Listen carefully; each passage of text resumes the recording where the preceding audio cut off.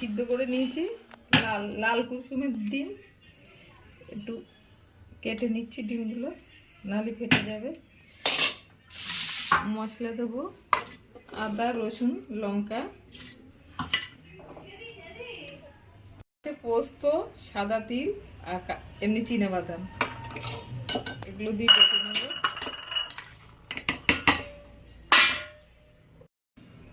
আর একটু পেঁয়াজ বাটবো এর সাথে। ডিমগুলো ভেজে নেবো লবণ হলুদ দিয়ে, আর মশলাটা বেটে নেবো। কড়াইয়ে তেল দিয়েছি, তেলটা গরম হচ্ছে।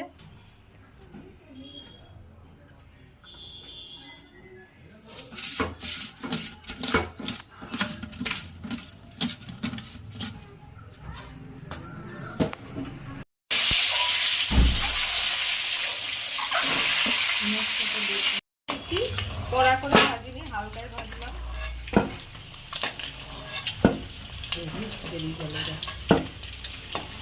ডিমগুলো সব ভাজা হয়ে গেছে।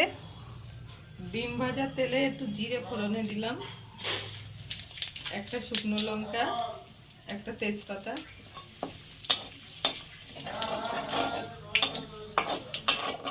দিলাম।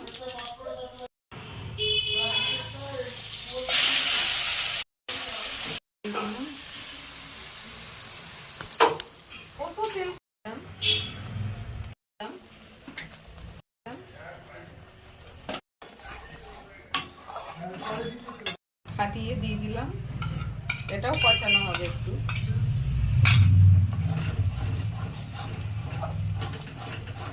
হয়ে গেছে, এবারে জল দেবো অল্প।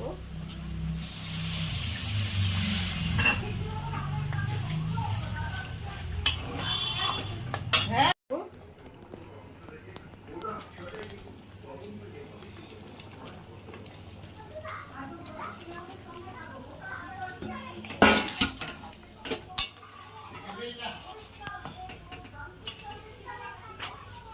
কথা বলে ফেলেছিলাম আমি, সবই ভুল বলি কথা, কিন্তু এটা ডিমের কারি করলাম।